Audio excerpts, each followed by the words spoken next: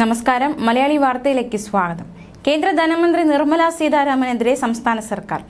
കേരളത്തിന് കിട്ടിയ കേന്ദ്ര സഹായവുമായി ബന്ധപ്പെട്ട് കേന്ദ്ര ധനമന്ത്രി നിർമ്മല സീതാരാമന്റെ അവകാശവാദം തെറ്റെന്നാണ് സംസ്ഥാന സർക്കാർ ഇപ്പോൾ ചൂണ്ടിക്കാണിച്ചിരിക്കുന്നത്.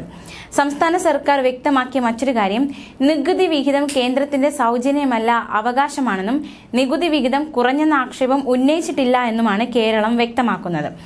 സർക്കാർ വിമർശിക്കുന്ന മറ്റൊരു കാര്യം, നികുതി വിഹിത ശതമാനം കണക്കാക്കിയതിൽ കേന്ദ്രം കേരളത്തോട് നീതികേട് കാണിച്ചുവെന്നാണ്.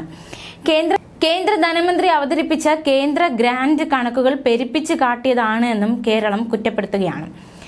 GST നഷ്ടപരിഹാര തുകയും കേന്ദ്ര ധനമന്ത്രി ഗ്രാന്റിൽ ഉൾപ്പെടുത്തി ധനകാര്യ കമ്മീഷന്റെ മാനദണ്ഡങ്ങൾ പുനഃപരിശോധിക്കണമെന്ന ആവശ്യവും കേരളം ഉന്നയിച്ചിരിക്കുകയാണ്.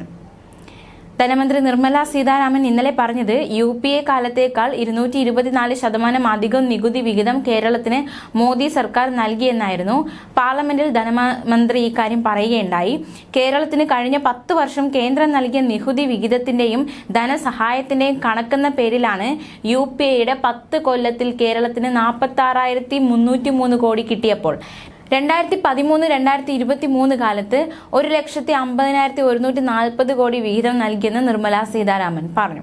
കേന്ദ്ര ധനസഹായം UPA കാലത്ത് 25,629 കോടിയായിരുന്നുവെങ്കിൽ NDA കാലത്ത് ഇത് 1,43,117 കോടിയായി വർദ്ധിച്ചെന്നും ധനമന്ത്രി പറഞ്ഞു. എന്നാൽ കണക്കുകളിൽ കൃത്യമുണ്ടെന്നാണ് കേരളം പറയുന്നതും കേന്ദ്രത്തിനെതിരെ കുറ്റങ്ങൾ ചുമത്തുന്നതും.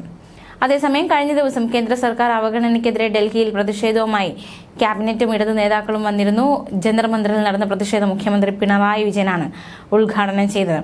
അടിച്ചമർത്തലിനെതിരായ സമരമാണിതെന്നായിരുന്നു മുഖ്യമന്ത്രി പറഞ്ഞത്. ഓരോ ഇനത്തിലും കേന്ദ്രത്തിൽ നിന്ന് കിട്ടാനുള്ള തുകയുടെ കണക്കും വിശദമാക്കിയിരുന്നു. ലൈഫ് മിഷൻ വീടുകൾ ഔദാര്യമായി നൽകുന്നുവെന്ന് പ്രതീതി കേന്ദ്രം ഉണ്ടാക്കുന്നു.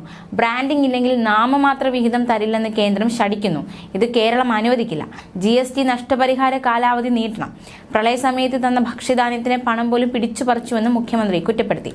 സാമ്പത്തിക പ്രതിസന്ധിക്ക് കാരണം സംസ്ഥാന സർക്കാരിന്റെ ധൂർത്തെന്ന ആരോപണത്തിന് മറുപടി നൽകിയ മുഖ്യമന്ത്രി, തനത് വരുമാനം കൂട്ടി ക്ഷേമ പ്രവർത്തനം നടത്തിയതാണോ സാമ്പത്തിക കെടുകാര്യസ്ഥതയെന്ന് പിണറായി വിജയൻ ചോദിച്ചു. നേട്ടങ്ങളുടെ പേരിലും രാഷ്ട്രീയത്തിന്റെ പേരിലും കേരളത്തെ ശിക്ഷിക്കുന്നു. സമരം രാഷ്ട്രീയ പ്രേരിതമെന്ന് പറയുന്നത് മനുഷ്യത്വമില്ലായ്മയാണെന്ന് പ്രതിപക്ഷത്തോടും മുഖ്യമന്ത്രി പറയുകയുണ്ടായി. ന്യൂസ് ഡെസ്ക് മലയാളി വാർത്ത.